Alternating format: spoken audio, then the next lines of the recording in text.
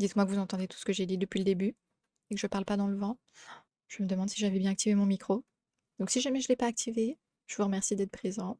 Je suis très contente de faire ce live, ça faisait un bon moment que j'avais envie de le faire. Et ce que je vous propose avant qu'on démarre, c'est justement de savoir un petit peu où est-ce que vous vous situez. Je suis un peu curieuse vu que vous avez choisi d'assister à ce live. J'aimerais savoir un petit peu dans quelle situation vous êtes par rapport à votre image. Est-ce que vous êtes dans le déni, désemparé, plutôt ok ou totalement confiant? Voilà, donc écrivez-moi dans la zone commentaire. Et j'ai rappelé, oui, j'ai à peu près 40-45 secondes de décalage entre le moment où je parle et le moment où vous entendez, donc c'est normal si, s'il y a du délai quand je regarde vos commentaires.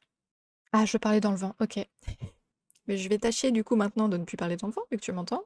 Ce que je vous propose, bah, c'est qu'on commence, donc je vais mettre ma caméra au bon endroit, parce que s'il y a ma caméra qui vous cache la vue en plus, on est mal barré. Tu crois que tu manques de clients. Mais si les gens quittaient simplement ton profil, avant même d'avoir compris la valeur de ce que tu proposes. Parce que personne ne va t'envoyer un message pour te dire désolé, votre communication visuelle m'a fait fuir.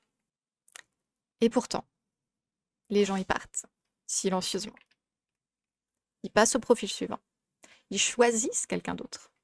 Et toi, pendant ce temps-là, bah, tu te demandes si ton offre elle est assez bonne, si tes prix sont trop élevés, ou s'il y a simplement trop de concurrence. Alors parfois, il y a quelque chose de plus inconfortable à regarder. Ton image.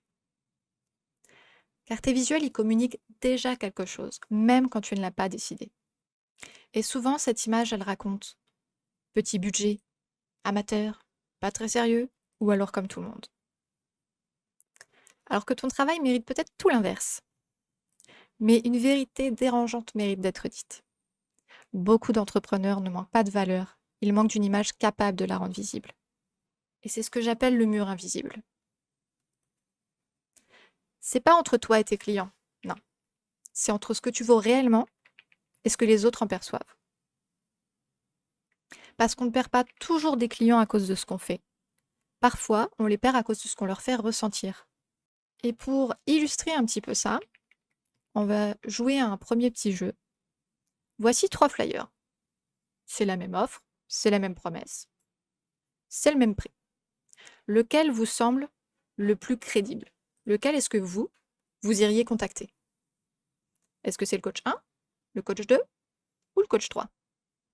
Et c'est très important à garder en tête pour ce live. À chaque fois que je vous ferai jouer, il n'y a jamais de bonne ou de mauvaise réponse. C'est une question de perception, de ressenti. Donc en général, la majorité va ressentir la même chose. Ça ne veut pas dire que vous n'avez pas le droit d'être différent et de ressentir autre chose. Donc voilà, j'attends un petit peu de lire vos réponses pour savoir si vous appelleriez le coach 1, le coach 2 ou le coach 3. Ok, d'accord, je vois que quelqu'un choisirait la proposition numéro 3. Intéressant. Et en même temps, je pense que je vois pourquoi c'est la proposition la plus dynamique. Même si elle est un peu, je dirais un peu catastrophique. C'est pas catastrophique. Bon, après, c'est moi qui l'ai faite, j'ai du mal à faire quelque chose de trop catastrophique. C'est un petit peu contre mon ADN. D'accord, une deuxième personne qui choisirait la 3 également. Bon, j'ai vraiment pas assez bien fait mon travail de saboter le visuel. Mais c'est parfait, c'est pas grave du tout. Donc en fait, sur le visuel, la réponse à laquelle je me serais le plus attendue, ça aurait été plutôt du coup la première réponse, enfin le coach 1. Pourquoi? Parce que le coach 1, c'est celui qui visiblement tient le plus, visuellement, pardon, tient le plus la route. C'est celui où tout est bien structuré, peut-être un petit peu trop du coup par rapport à la thématique du sport, c'est vrai.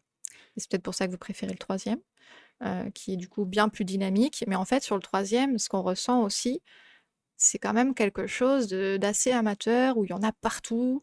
Il n'y a pas vraiment de... Il est assez difficile à lire, il n'y a pas vraiment de hiérarchie. Et le deuxième, bon, c'est pareil, c'est vraiment... Là, on a fait au plus simple, juste on a collé son texte et on n'a pas trop fait d'efforts de présentation. On a fait au plus simple. En tout cas, ce que du coup, je voulais dire par ici, c'est que, oui, catastrophique. Oui, oui, oui, je maintiens mon propos. Donc ce que je voulais dire ici, c'est qu'en fait, mais en vérité, ça ne casse pas du tout mon propos. C'est que du coup, vous êtes tous allés sur la même proposition. Donc c'est pas grave. Mais ce que ça montre, c'est que l'offre, elle n'a pas changé. Mais notre perception des différentes offres, elle, oui. Et justement, c'est ça, le mur invisible. C'est quand le visuel qu'on propose ne va pas correspondre aux attentes de notre cible. Là, par exemple, le visuel 1, je pense, ne correspondait pas à vos attentes dans l'idée du sport, vous vouliez quelque chose de dynamique. Mais il y répondait pas, même si au final, c'était celui qui, visuellement, faisait le plus pro, le plus crédible, le plus carré. Vous avez préféré aller sur la version qui était la plus dynamique, la plus sport, où vraiment on avait en plus cette photo qui était bien plus grosse, bien plus englobante, et donc une dynamique différente. D'accord, que la une, elle serait incohérente en termes de couleur. Oui, bah, je pense oui, aussi ça va effectivement dans le fait que ce beige jaune euh, ne fait pas trop écho au monde du sport. Et je le comprends totalement. Et oui, d'accord. Vous êtes deux à le dire justement pour les couleurs. Donc ce qui est parfait, c'est que vous voyez, au final, vous êtes plutôt tous d'accord sur ce qui vous bloque ou non.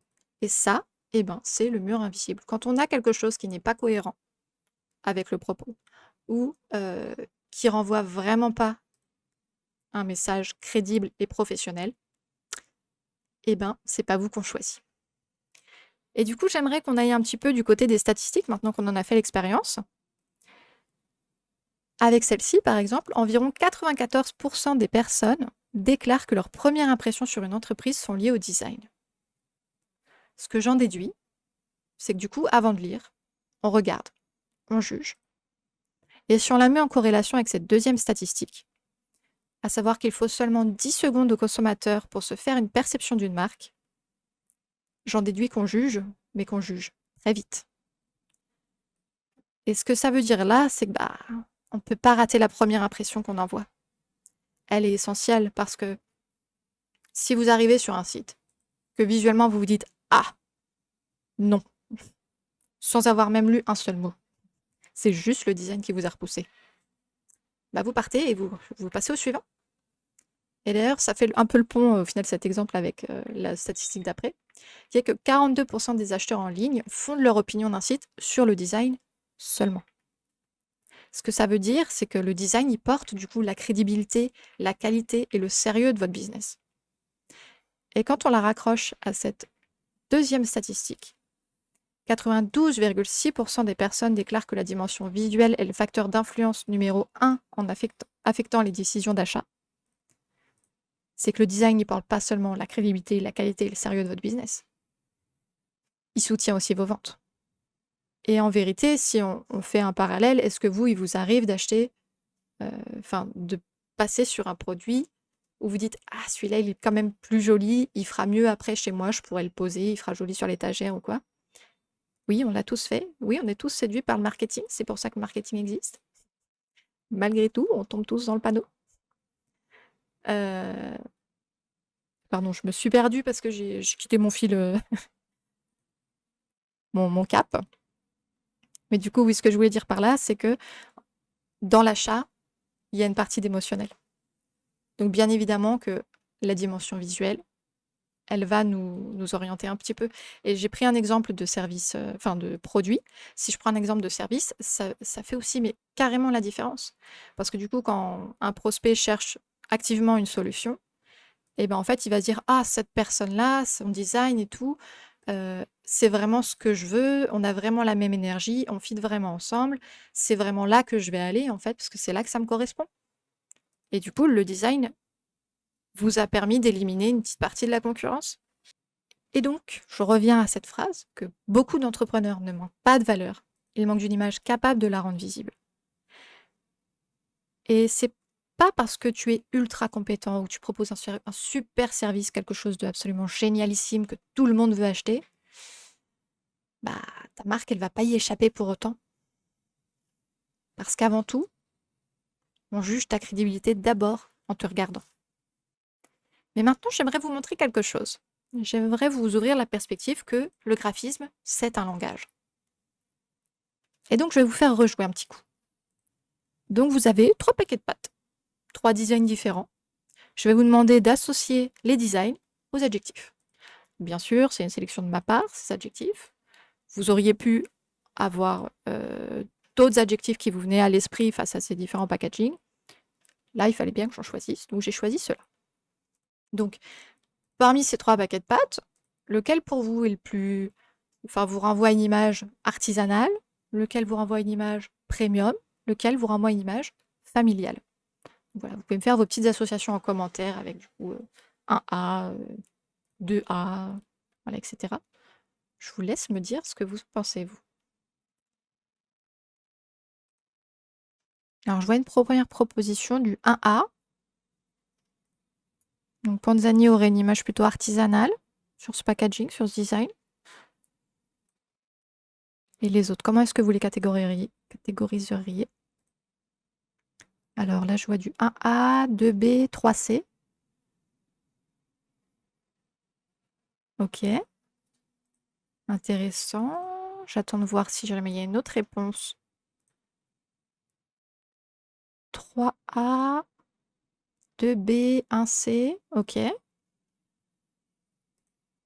J'aime bien parce que du coup, tout le monde n'a pas exactement les mêmes réponses. Et ensuite, j'ai 1C, 2B et 3A. Ok, bon. Je pense que vous avez tous répondu. Alors, la réponse en tout cas que moi je donnerais, c'est 1C, 2B, 3. Alors, pourquoi la 1? C'est celle qui paraît la plus familiale. Alors, et aussi, qu'est-ce que je voulais dire dans familial? Dans familial, j'y voyais plus cette notion d'accessibilité des enfants qui ont envie de manger les pâtes. Voilà, c'est les pâtes qu'on fait à la maison pour faire plaisir aux enfants. 1A, pas du tout, j'ai pas réfléchi. D'accord. Bah, peut-être que c'est aussi les mots que j'ai choisis qui ont fait qu'ils n'ont pas résonné pareil chez toi. Avec le mot familial, c'est vrai qu'avec le mot familial, on aurait aussi pu penser au côté authenticité, histoire, etc. J'aurais peut-être dû éclaircir mes adjectifs en vous les présentant à l'oral. Donc voilà, en tout cas, Panzani, il a ce côté plutôt familial parce qu'on est dans un design qui est très coloré, qui est assez maximaliste. Et on a beaucoup de choses, quoi. Vous voyez, ça pète. Je pense que si vous mettiez un enfant dans le rayon de pâtes de votre supermarché et que vous lui disiez choisis un paquet de pâtes, il y a de grandes chances qu'il aille d'abord devant chez Panzani parce que c'est ce qui va lui attirer le plus le regard. Et d'ailleurs, ce qui est intéressant avec ce combo rouge et jaune, c'est que, à savoir, même les fast-food, même McDo à l'époque, etc., utilisaient beaucoup ce combo rouge et jaune parce qu'en fait, dans la symbolique des couleurs, il y a ce truc du rouge qui augmente le métabolisme et du jaune aussi. Quand on augmente le métabolisme, ça veut dire qu'on va commencer à avoir un peu plus chaud, on va avoir un peu cette sensation de faim, etc. Et donc, c'est un combo de couleurs, le rouge et jaune, qui a été très utilisé, notamment par les fast-food. Si c'est un petit sujet qui vous intéresse, comme ça, de voir un peu comment est-ce qu'on peut manipuler notre corps avec les couleurs, j'avais vu un reportage, je sais plus si c'est France Télé ou Arte, mais très intéressant, je pense qu'il est encore sur YouTube, justement, qui parlait de tout ça. Et il y a même, par exemple, la luminothérapie dans les salles préopératoires, où parfois on nous plonge dans des atmosphères un peu bleues, violets, voilà, pour nous détendre. Enfin bref, du coup, je me suis écartée du sujet, je suis trop passionnée par le sujet. Ensuite, Barilla, effectivement, c'est celle qui ferait le plus premium parce qu'on est sur quelque chose où déjà on n'a même pas un sachet. Là, on a une boîte carrément. Et sur cette boîte, on a quelque chose de très minimaliste. On a une couleur qui est assez sombre, mais pas trop non plus. Et les pâtes, elles nous sont présentées un petit peu comme des objets d'art. Et même la manière dont est traitée la police, donc quelque chose de très fin, avec un interlettrage, donc un espace entre les lettres qui est très espacé, ça donne aussi comme ça ce côté haut de gamme et élégant. Et du côté de Rumo, effectivement, là, on a un peu plus tous les codes de l'ancien, du vintage et du coup de l'artisanal avec ce beige qui est souvent la couleur principale. Et ensuite, bon, là, on voit pas très bien les détails sur le packaging, mais il y a aussi une petite illustration un petit peu effacée, un peu comme de l'historique, et puis le traitement typographique qui va renvoyer un petit peu à ça. Tout comme vous pouvez retrouver du coup ce côté artisanal, enfin ces codes de l'artisanal chez les tablettes de chocolat L'Atelier, par exemple. Chez Michel et Augustin. Voilà, c'est vraiment des codes qu'on retrouve énormément. Bon, pour vous montrer que ça ne s'arrête pas qu'au paquet de pâtes, je me suis dit on va faire un troisième petit jeu où là je vais un peu plus justement vous poser une question un peu plus ouverte. Voici 4 titres d'appareils photo, 4 univers différents. Ces marques, selon vous, est-ce qu'elles s'adressent à la même cible? Est-ce qu'elles ont le même positionnement? En gros, qu'est-ce qu'elles vous évoquent? Donc voilà, je vous ai mis un peu plus en zoomé pour que vous puissiez mieux voir les sites. Mais voilà, donc je nous ai mis, je vous ai fait un screen de leurs différents sites internet pour que vous puissiez un petit peu plus en voir. Donc on a Canon, puis Leica, puis Nikon, puis Timelens. Ce qui est bien, c'est que vous n'avez pas besoin de connaître toutes les marques d'appareils photo pour pouvoir répondre à cette question. Parce que justement, vu qu'on est dans la perception, on s'en fiche de savoir précisément les prix de chacun, les produits de chacun, les services de chacun. Là, on est vraiment juste sur comment est-ce que nous, on les catégorise. Quelle étiquette on leur colle. Parce que cet exercice-là, en vérité, on le fait tout le temps. Et nos clients nous le font tout le temps aussi. Ils choisissent de nous mettre une étiquette sur le dos une fois qu'ils ont vu un de nos posts, ou notre site, ou un flyer, ou je ne sais quoi. Alors, je vois un Nikon fait très professionnel à cause du noir. Mhm. Je vais pas donner mon avis tout de suite. Alors, Canon familial, Leica sobre, Nikon technique, Timelens réseau social, Instagram, lifestyle. Ouais, ok. Et est-ce que Leslie aussi va nous mettre son petit commentaire? J'attends quelques secondes et après, je vous en dis plus. En tout cas, c'est sûr qu'il y a un de ces sites qui ressort. Ah, alors Nikon, ça fait très luxe et Timelens, ça fait accessible. On le prend pour créer un souvenir facilement et être au goût du jour. Ok. Canon est plus grand public du fait aussi qu'il propose également des imprimantes. Ils sont moins centrés sur la photographie pure. Oui, alors là, tu es allé un petit peu aussi après, du coup, dans le qu'est-ce que propose la marque, mais tu l'as dit, Canon est plus grand public. Et bien effectivement, d'ailleurs, c'est ce que j'allais dire, c'est que Canon, on est sur une marque qui va être accessible, qui va être grand public, elle s'adresse à tout le monde, elle propose plein de choses. Et on le ressent notamment par la version un petit peu, enfin la vision un peu catalogue des différentes sections, on le ressent par les couleurs, par le fait qu'il y ait régulièrement de l'humain, et on n'a pas un design qui est particulièrement épuré, qui est particulièrement haut de gamme. Ça pourrait être un peu le site d'Amazon en vérité. Voilà. On propose un peu tout pour tout le monde. Sur Leica, on va être sur quelque chose qui est effectivement plus léché, qui va avoir un aspect un peu plus premium. Et d'ailleurs, je vous invite à aller visiter leur site pour vraiment vous en rendre compte. Mais moi, quand je le regarde et que je défile les pages, je me dis, ouais, je suis un peu comme dans une galerie d'art finalement. Parce qu'en fait, sur la suite des pages, quand on continue de descendre, on a vraiment plein de photos plutôt artistiques qui sont mises en avant et plutôt de grande manière, plutôt que le produit. Et donc ça, c'est quelque chose qui se fait quand même pas mal dans le secteur du luxe, hein. On montre pas tant le produit, mais on est plus dans la séduction avec un univers. Du côté de Nikon, effectivement, ce noir, ça va apporter quelque chose de très professionnel, de très technique. C'est un petit peu comme pourrait le faire Dyson. On a vraiment ce côté où on met l'accent sur le produit, sur la performance. Et sur Timelens, on est effectivement plus sur quelque chose qui va être tourné pour un usage un peu plus lifestyle, un peu plus réseaux sociaux, comme vous disiez tous. Donc vous voyez, au final, si on regarde les commentaires de tout le monde, on a tous plutôt eu le même ressenti par rapport à ces marques. Et donc la conclusion que j'ai envie de vous faire, c'est que le visuel n'est jamais neutre. Les gens ressentent quelque chose avant de comprendre quelque chose. Et c'est pour ça qu'un peu plus tôt tout à l'heure, je vous disais que votre visuel, il dit quelque chose, que vous l'ayez décidé ou non. Bon, là, on se doute bien que ces marques ont décidé de nous envoyer ce message-là. Mais même quand on ne le décide pas, du coup, ça renvoie un message. Et j'espère que vous avez remarqué, mais depuis le début, je ne vous interroge pas sur est-ce que c'est joli? Est-ce que ça vous plaît? Pourquoi? Parce que joli, c'est subjectif. Si je vous montre différents visuels, on va pas tous avoir les mêmes goûts. Et donc on va faire ce petit jeu, justement. Laquelle vous plaît parmi ces 6 DA que je vous montre ici? Donc je les ai pas numérotés, j'ai oublié, mais partons du principe qu'on lit de haut en bas et de gauche à droite. Donc celle-ci c'est la 1, celle-ci la 2, celle-ci la 3, celle-ci la 4, celle-ci la 5 et celle-ci la 6. Laquelle vous plaît? Et là du coup je suis curieuse de voir, de connaître un petit peu vos goûts. Laquelle est la plus à votre goût?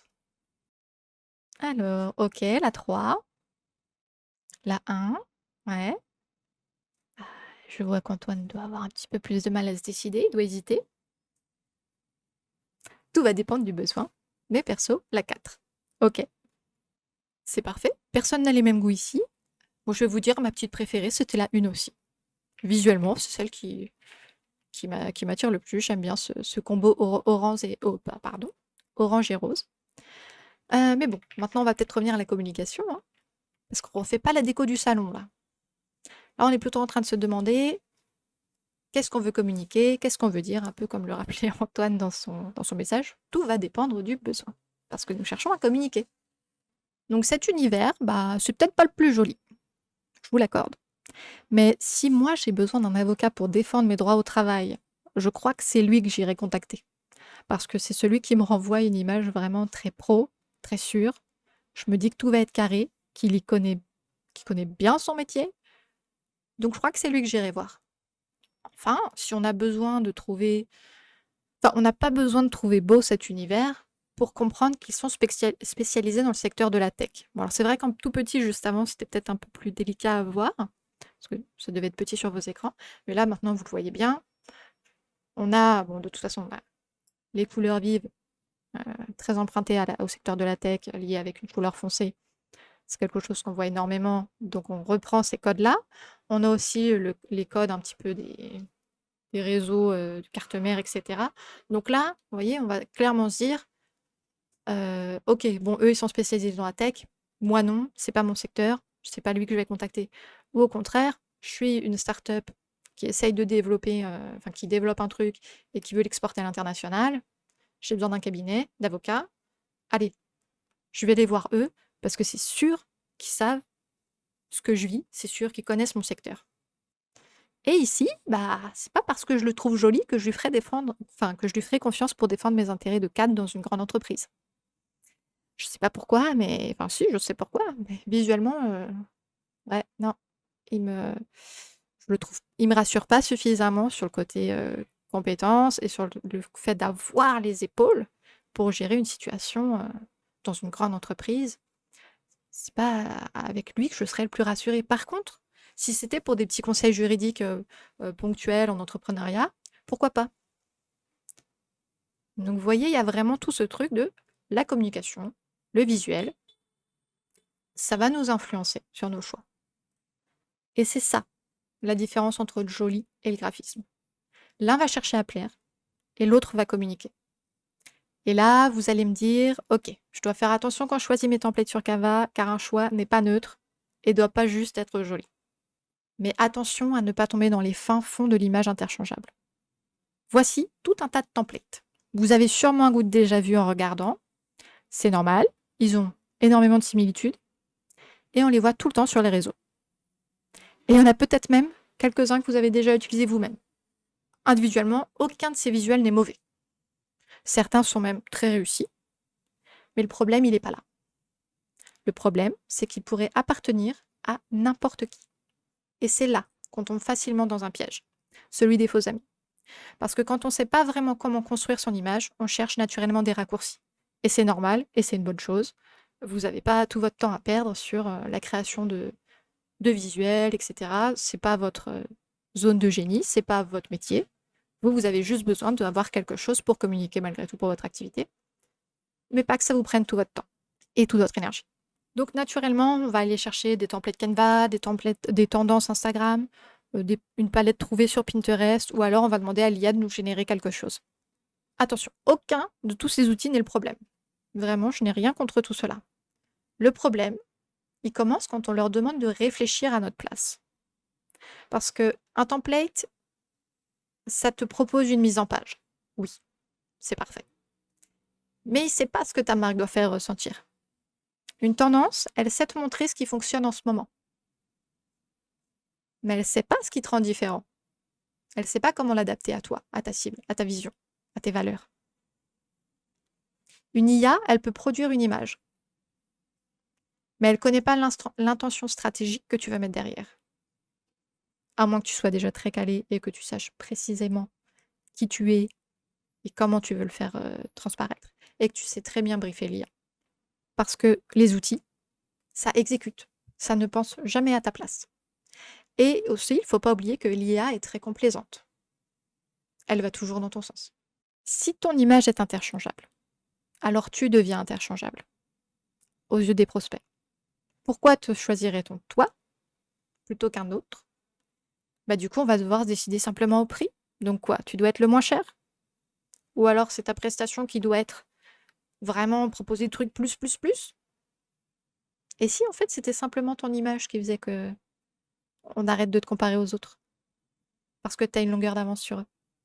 Mais alors, comment est-ce qu'on fait pour réussir à avoir un visuel qui va refléter notre valeur, parler à notre cible, indiquer notre positionnement et nous démarquer si on n'est pas graphiste? Oups là. Eh ben, j'ai envie de vous dire que la créativité stratégique, ça s'apprend. Et c'est généralement ici que les gens décrochent. Ils se disent, oui, mais moi, je ne suis pas créatif. Qui ici pense qu'un architecte place une fenêtre au talent, place un escalier au talent? Je parle de l'escalier parce que c'est vrai qu'il y a quelques jours, une de mes amies architectes m'a dit qu'elle galérait à placer un escalier sur son plan parce que bah, elle doit répondre à des normes et qu'à chaque fois, l'escalier finit dans le mur. Qui ici pense qu'un cuisinier va improviser une recette gastronomique sans connaître la moindre technique? Qui ici pense qu'un photographe choisit son cadrage au hasard? Je pense qu'aucun d'entre vous ne pense que toutes ces choses-là sont faites par pur génie, par pur hasard. Et le graphisme, ça fonctionne pareil. Les professionnels, moi, on utilise des principes, des méthodes, des règles. Ce n'est pas de la magie. Et la créativité, c'est pas un don. C'est le graphisme, c'est une manière de réfléchir. Comme je disais tout à l'heure, c'est un langage. Et un langage, ça s'apprend. On peut très facilement apprendre à l'utiliser pour réussir à communiquer aux autres. Vous n'avez pas besoin de devenir graphiste. Vous avez juste besoin d'apprendre à rendre votre valeur visible. Parce qu'il ne s'agit pas d'avoir une image parfaite. Il s'agit d'avoir une image juste. Comprendre le langage visuel, déjà, c'est une énorme étape. Parce que ça va permettre de faire des choix cohérents. Une image cohérente, ça crée davantage de confiance. Ça va davantage connecter à votre cible et à ce qu'elle recherche. Et surtout, l'objectif, c'est d'être autonome. De réussir à faire les choses simplement, assez rapidement. Et c'est exactement pour ça que moi, j'ai créé Créaction. Pour vous montrer la transformation que ça apporte, je vais vous partager 2 parcours. Si en ce moment, vous... Bon, j'étais un petit peu plus rapide que mon PowerPoint. Si en ce moment, tu dépends des modèles Canva génériques, tu es peut-être dans la même situation que Sarah. Sarah, elle est conceptrice-rédactrice et social media manager. Elle utilise principalement les templates Canva. Ses visuels y fonctionnent, mais ils ne lui ressemblent pas. Comme tu vois à côté, Sarah a utilisé un template. Bon, bah, comme je disais, hein, ça fonctionne, mais bon, bah, ça ne lui ressemble pas. Et tu vas comprendre après qui est Sarah. Ce qu'elle voulait, c'était de réussir à devenir plus autonome et de pouvoir proposer des visuels cohérents à ses clients, histoire de proposer une prestation plus globale à ses clients. Plutôt que de juste écrire, elle voulait être capable de leur créer des visuels, soit à partir de leur charte graphique, qui existe déjà, soit en leur créant un petit univers qui leur convient. Parce qu'elle veut arrêter de dépendre des modèles préexistants. Elle veut réussir à trouver sa patte, à réussir à faire sortir son identité et à garder de la cohérence dans le temps. Au fil de la formation, elle a appris à construire un véritable univers. Maintenant, elle comprend comment traduire une personnalité, des valeurs, un positionnement, en choix graphiques cohérents. Aujourd'hui, elle est capable de créer des visuels plus singuliers et d'accompagner ses clients avec un regard plus stratégique sur leur communication. Comme tu le vois à droite, ça, c'est le nouvel univers de Sarah. Il n'a absolument rien à voir avec ce qu'elle utilisait avant. Je te remontre le avant, le après. Maintenant, elle a vraiment quelque chose qui lui ressemble, qui est dans son énergie. Du coup, ça impacte énormément aussi la perception qu'on a d'elle et de son service. Et peut-être même des clients qu'elle va attirer. Mais peut-être que vous êtes plutôt comme Fanny, du genre à vous éparpiller sur Instagram et que ça nuit à votre crédibilité. Fanny, elle est avocate en droit du travail depuis des années. Elle crée au cas par cas ses posts, sans cohérence. Dans le passé, elle a eu une mauvaise expérience avec un graphiste et du coup, elle refuse de redonner sa confiance à un graphiste. Et donc, elle se débrouille toute seule. Mais voilà, à chaque fois, comme elle repart à zéro, enfin de zéro, elle obtient un rendu qui est assez peu professionnel. Là, vous voyez sa grille Instagram. Pour une avocate, bon, on pourrait attendre quelque chose de plus sérieux, de plus cohérent, de plus professionnel, qui, en tout cas, visuellement, créerait un tout. Elle, ce qu'elle voulait, c'était comprendre comment ça marche, le graphisme. Parce que même si plus tard, c'est pour déléguer des prestations, elle veut savoir, elle veut comprendre. Parce que vu qu'elle a eu déjà une mauvaise expérience, elle veut pouvoir parler le même langage que le graphiste. Elle veut pouvoir savoir pourquoi c'est telle ou telle couleur qui a été choisie. Et elle veut pouvoir rebondir en lui disant, moi j'aimerais qu'on mette plutôt du marron parce que je veux quelque chose de plus chaleureux, de plus accueillant, de plus concret. Elle veut également pouvoir créer du coup son univers, quelque chose entre l'humain et le compétent. Et surtout, elle veut renforcer sa crédibilité auprès des cadres, parce que c'est sa cible. Grâce à la formation, elle a appris à regarder le graphisme autrement. Elle comprend désormais ce qui se cache derrière les couleurs, les typographies et les mises en page. Déléguer, ça ne lui fait plus peur. Aujourd'hui, sa communication, elle reflète ce qu'elle souhaite transmettre. Sa compétence, sa stratégie et son approche humaine. Bon, 40 minutes, j'avais dit que le live en ferait 45. Je pense qu'il est temps de conclure. En participant à ce live, vous vous êtes peut-être senti un peu piqué par le fait que tes publications font amateur et ça se voit. Peut-être que vous l'avez pris un peu personnellement parce que vous savez au fond de vous que petit problème. Mais soit vous êtes dans le déni et vous faites comme la mascotte au début, vous ignorez. Soit vous êtes désemparé et juste vous n'arrivez pas à passer à l'action. Ou alors vous trouvez ça ok, pas très grave. Mais peut-être que maintenant votre vision elle a changé. Et la bonne nouvelle, c'est qu'être perçu comme un amateur, c'est pas une fatalité. C'est pas une question de talent. C'est pas une question de logiciel. C'est même pas une question d'avoir l'œil. C'est une question de langage. Et comme tous les langages, ça s'apprend. Créaction, c'est pas une formation Canva, c'est pas une formation pour devenir graphiste. C'est une méthode pour apprendre à construire une communication visuelle crédible, reconnaissable et cohérente avec ce que vaut réellement votre activité. Pour être perçu correctement et être étiqueté correctement par vos potentiels clients. Et parce que bon, j'allais pas vous laisser partir comme ça, après m'avoir écouté pendant tout ce temps, je me suis dit, il faut quand même que je leur fasse un petit cadeau, ou que je leur permette d'aller un peu plus loin dans toutes ces réflexions.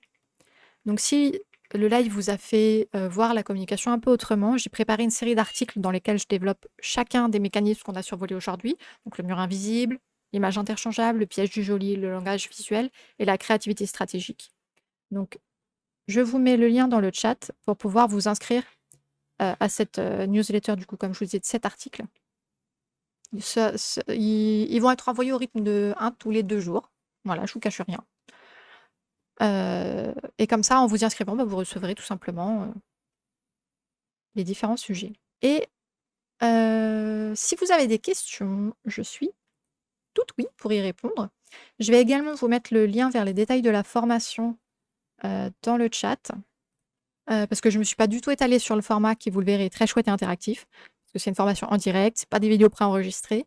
Et la prochaine session, elle démarre le 20 août et elle dure 5 semaines. Il y aura que 8 places maximum, parce que je fais des petits groupes restreints. Et à savoir que les ventes, elles sont pas encore ouvertes, hein, mais si vous voulez vous inscrire sur la liste d'attente pour être informé au moment des ventes, vous pourrez être prévenu. Et si vous voulez plutôt un rendez-vous pour échanger avec moi à propos de création ou à propos d'autres choses, pour savoir si c'est la bonne solution pour vous, vous pouvez m'écrire sur LinkedIn et puis on se cale ce point. Je serai très honnête pour vous dire si oui ou non la formation elle répond à vos objectifs du moment, si oui ou non vous en avez besoin. Voilà, vous pourrez me partager ce que vous avez déjà fait, il n'y a aucun problème. Moi, mon but, c'est d'avoir des personnes qui soient investies dans la formation. Donc, j'accepte de dire non à des personnes si je vois qu'elles répondent pas aux critères. Et en tout cas, je vous remercie pour votre présence aujourd'hui. J'espère que le live vous a intéressé, que je ne vous ai pas fait perdre votre temps, qu'il vous a appris des choses, qu'il vous a enclenché des petites réflexions. Et je vous souhaite une bonne fin de journée. Donc, j'attends de voir si jamais je reçois d'autres commentaires de votre part. Et sinon, je vous dirai au revoir. En tout cas, je vous remercie aussi pour votre participation. Je ne sais plus si je l'ai dit. Je vous remercie pour votre participation, c'était très chouette. Et d'ailleurs, quand je disais tout à l'heure que la formation, elle a un format qui est très interactif, c'est un petit peu dans cette idée-là d'avoir assez régulièrement des jeux et de pouvoir réfléchir ensemble aux différents choix, etc. Parce que je trouve qu'on apprend mieux quand on est impliqué que juste quand on écoute un cours théorique. Là, c'est vrai que sur LinkedIn, je pouvais pas trop en faire non plus parce qu'après il y a trop de délais.